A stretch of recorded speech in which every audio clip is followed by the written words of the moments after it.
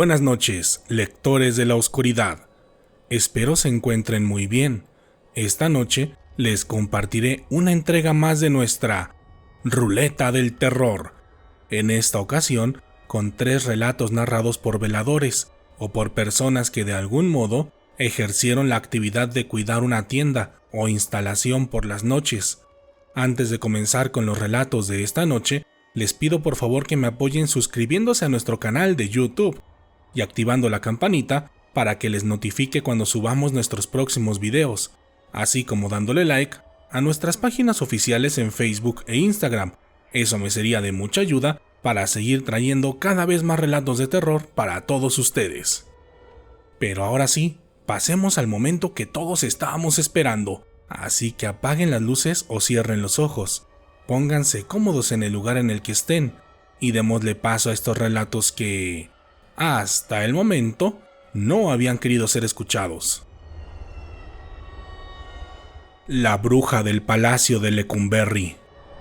Buenas noches, Dan. Mi nombre es Antonio y recientemente descubrí tu canal con los relatos de terror ocurridos en el metro de la Ciudad de México,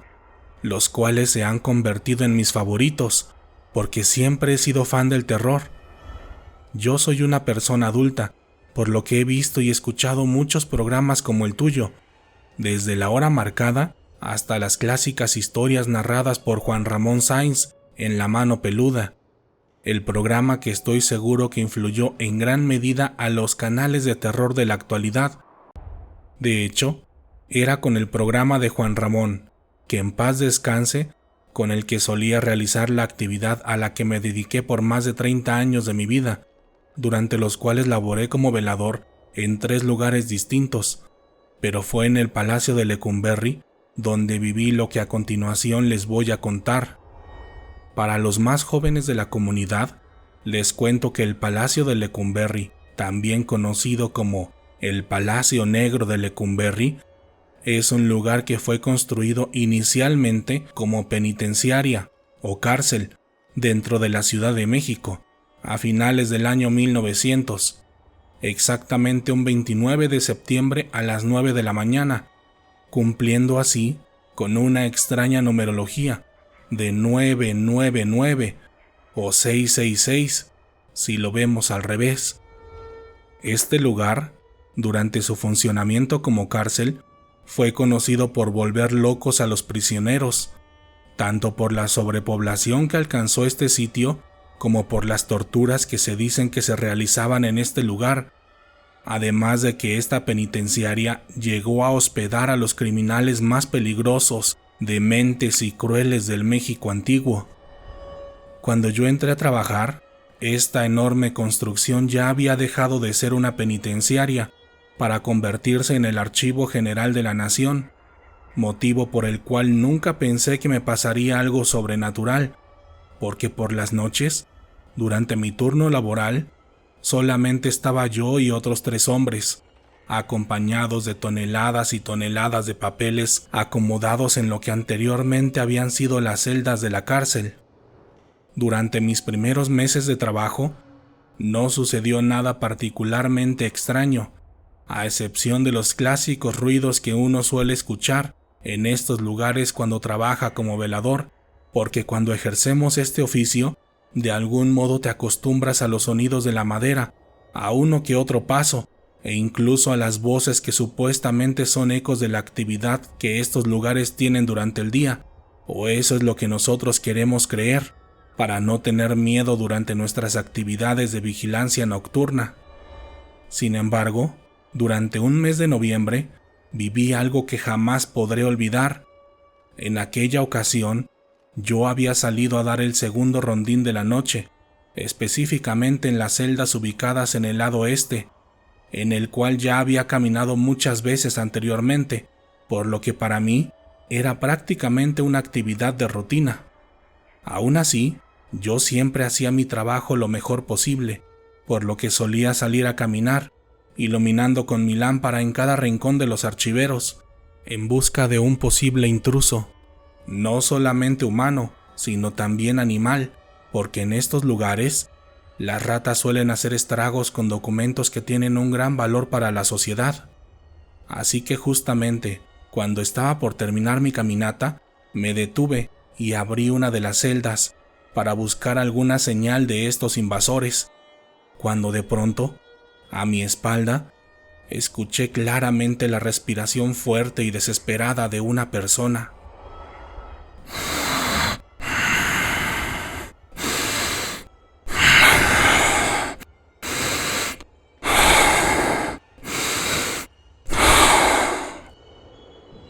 Al percatarme de ello, me volteé de inmediato, pensando que se trataba de uno de mis compañeros, a quien posiblemente le había pasado algo. Pero cuando miré hacia atrás, vi a una mujer. La mujer tenía un aspecto indígena, portaba un vestido blanco, con rebozo en su espalda y un pañuelo negro en la cabeza. Y cuando la vi, tenía la apariencia de estar sufriendo y llorando. Mi primera impresión fue que quizás se trataba de alguna mujer que trabajaba ahí por las tardes y que posiblemente se había quedado encerrada en una de las celdas. Pero justo cuando le iba a preguntar qué hacía en el lugar y si necesitaba ayuda, la mujer comenzó a gritar, pero lo hizo de una manera tan espectral que mi cuerpo empieza a temblar en este momento, con el simple hecho de recordarlo.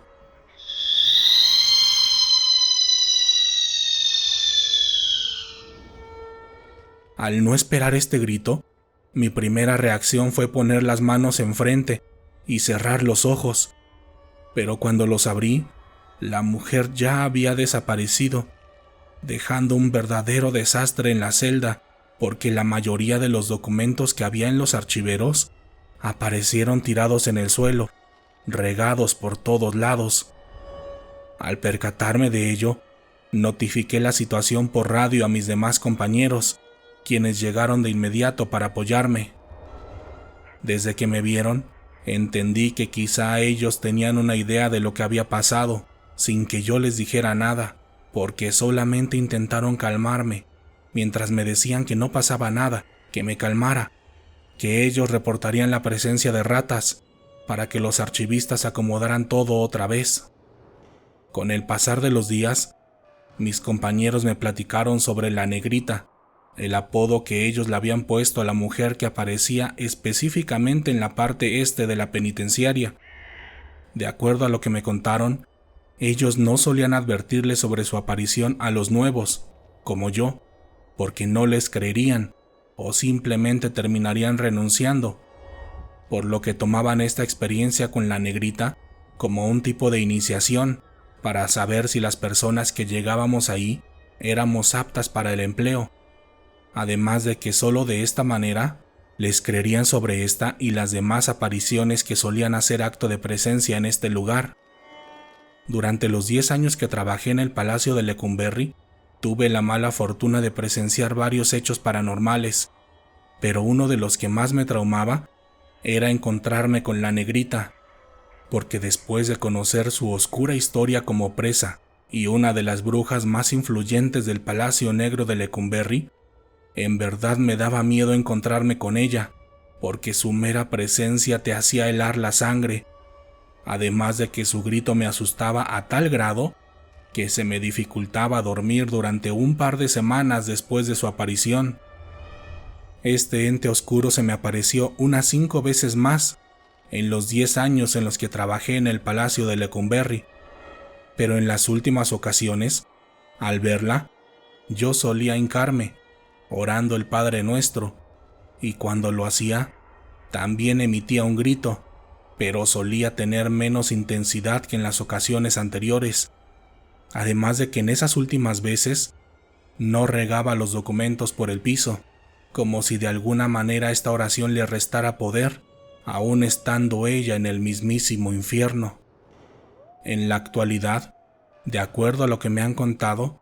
la Negrita se sigue apareciendo en el lugar, pero ahora ya no lo hace solamente en la penitenciaria en sí, porque gran parte de esta construcción fue demolida, por lo que ahora suele aparecerse en los alrededores, llegando incluso a ser vista en el parque que hay enfrente de esta construcción,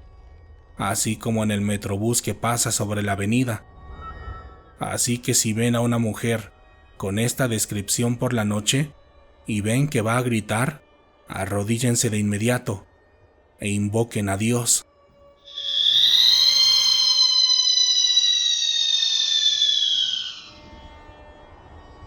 Algo vivía en el sótano. Buenas noches, Dan. Soy tu amigo, Agustín Montes. Esta noche te escribo para narrarte una más de mis experiencias de vida, las cuales ya sabes que están marcadas por las situaciones paranormales que me han sucedido, sobre todo desde que tomé la decisión de cómo viviría esta experiencia terrenal, pero dejando de lado cualquier tipo de contexto, procedo a contarte mi historia. Todo sucedió hace varios años, cuando yo era más joven. En ese entonces, trabajaba como velador en una de las ópticas más reconocidas que había en la Ciudad de México. Esta óptica originalmente era una enorme y antigua casa, pero dejó de ser una vivienda para convertirse en un negocio más, como la mayoría de las casonas que había originalmente en esta zona. Sin embargo, a diferencia de otros negocios, el dueño había dejado casi toda la estructura de la casa original, por lo que trabajar ahí era toda una experiencia, porque prácticamente era como vivir ahí, en estas viviendas llenas de amplios espacios, techos altos y lujos por doquier. En general, la casa tenía un aura de poder y abundancia, a excepción del sótano, el cual también había permanecido intacto desde la construcción original, porque a diferencia de las demás zonas de la casa, esta parte estaba cerrada con varios candados, además de que estaba prohibido su acceso, tanto para el personal como para cualquier tipo de persona ajena al negocio. Esto me lo dejó muy en claro el dueño de la óptica desde el inicio, y también me advirtió que yo tampoco podía entrar a esta zona de la casa, pasara lo que pasara y escuchara lo que escuchara, aunque ello estuviera directamente relacionado con mi labor como velador. Cuando recibí esta orden, la acaté sin hacer más preguntas, porque me tomaba muy en serio mi trabajo y realizaba mis actividades primordialmente con el objetivo de proteger a mi patrón y sus pertenencias, actuando prácticamente como su perro guardián. Esto me llevó a enfrentar varias situaciones de riesgo, pero en esa etapa de mi vida no me importaba, porque estaba obsesionado con cumplir mi misión de proteger. Pero por este mismo motivo, no me dejaba de dar vueltas en la cabeza la idea de saber qué era lo que estaba oculto en el sótano de aquella óptica, porque al desconocer todo sobre él, temía que este lugar pudiera ser clave para un robo, o alguna amenaza para mi patrón, o para el negocio. Pero con el paso de las semanas, me pude dar una idea de qué era lo que posiblemente sucedía en este oscuro sitio. Todo comenzó una noche, cuando se empezó a escuchar un extraño ruido en toda la óptica, justo a las 3 de la mañana. En esa ocasión, yo estaba dormido en un sillón oftalmológico en el que solía descansar, pero el sonido era tan fuerte que me despertó abruptamente de mi sueño.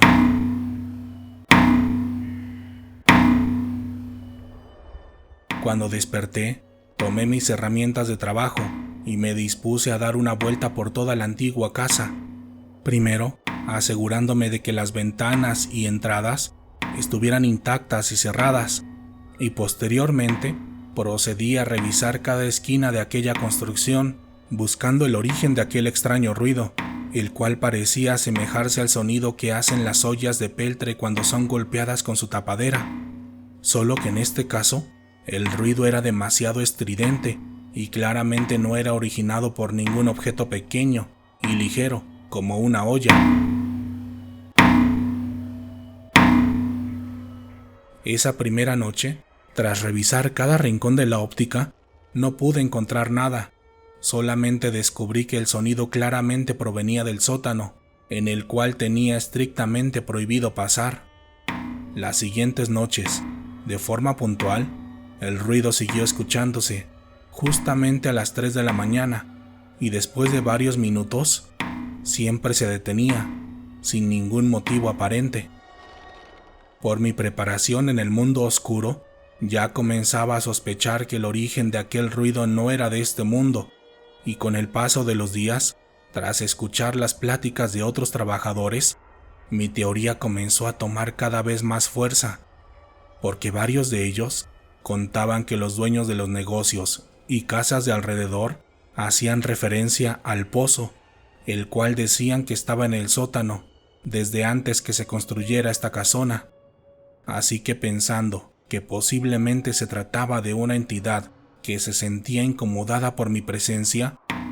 una noche, justo a las 3 de la mañana, cuando comenzó a escucharse el infernal ruido, le dije: «Tranquilo, sé que tú también tienes la misión de proteger, pero déjame hacer mi trabajo. Yo te respeto y no te tengo miedo». Después de decir eso, el ruido fue disminuyendo esa noche y con el paso de los días, desapareció por completo. En aquel entonces, yo fui el velador que más duró en el empleo, porque muchos de los hombres que llegaban a trabajar, tarde o temprano renunciaban, muchos de ellos haciendo referencia a que espantaban en ese lugar, pero en mi caso, nunca me sucedió nada más, porque entendí quién vivía bajo la tierra, en el sótano, y él entendió quién era yo. Los fantasmas del gigante de Tasqueña. Buenas noches, Dan. Antes que nada, me gustaría felicitarte por el trabajo que haces cada semana para traernos relatos de terror. Me imagino que debe ser algo pesado, pero se nota la pasión y la entrega que le pones a cada uno de tus trabajos. Por este motivo, esta noche quiero colaborar un poco con el canal, narrándoles una pequeña experiencia que me sucedió hace varios años, en un supermercado que ya no existe en la actualidad. Estos sucesos pasaron un tanto desapercibidos por todos los que los presenciamos, porque era otra época, y la mayoría de estas experiencias solamente quedaban entre los compañeros y nuestros respectivos familiares, debido a que no existía el internet como hoy en día. En aquel entonces, yo trabajaba como gerente de la famosa sucursal de la tienda gigante de Tasqueña, y entre mis actividades, debía hacer todo lo posible para que el supermercado estuviera en orden tanto en el día, cuando los clientes nos visitaban, como en la noche, cuando no había nadie en el lugar. Y en ese sentido, debo decir que hacía mi trabajo casi perfectamente, a excepción de ciertas circunstancias que estaban fuera de mi control, como lo que sucedió durante una temporada de fin de año, en los últimos días del mes de octubre, cuando los guardias y veladores me reportaron que las cosas de varios departamentos aparecían regadas por todo el piso, como si alguien se metiera a la tienda por la noche para hacer este desastre. Al principio, para serte honesto, no le creí a mi personal, y pensé que decían eso para justificar alguna falta que posiblemente habían realizado, aparte de que según ellos, atribuían estos accidentes a posibles apariciones a las que ellos se referían como espíritus chocarreros. Incluso decían que había grabaciones que demostraban lo que ellos decían, y cuando me las mostraron, nuevamente, no les creí, y de hecho me molesté porque pensé que estaban jugando conmigo, y para mí, mi trabajo era sagrado. En las grabaciones que me mostraban, se veía claramente cómo varios productos salían volando de los anaqueles, en específico los de papel de baño, y lo mismo sucedía en los pasillos de comida seca empaquetada. Al ver los videos, me enojé mucho con todos ellos, y les dije que esa misma noche me quedaría ahí,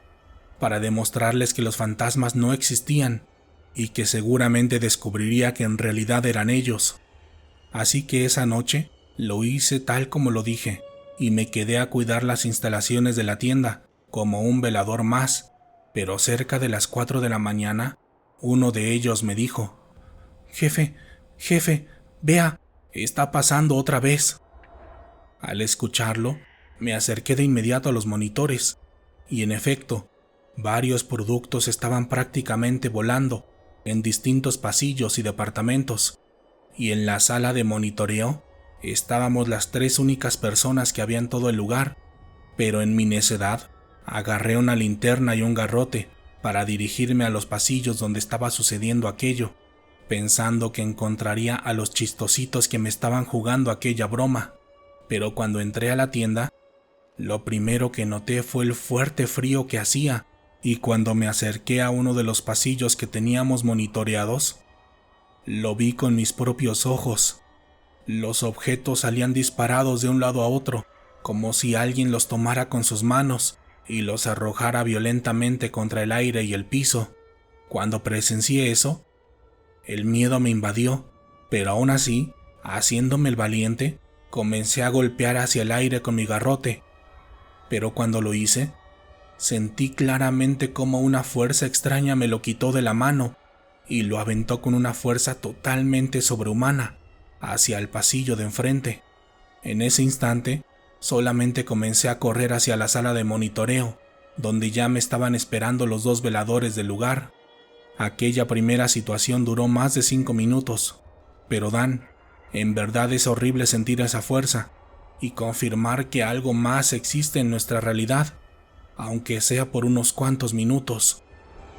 Esa noche me disculpé con los veladores y después nos pusimos de acuerdo para reportar los hechos, obviamente asignándoselas a causas distintas a las relacionadas al mundo paranormal. Como anécdota, les puedo contar que estos sucesos ocurrían justamente entre el mes de octubre y noviembre, y por lo regular,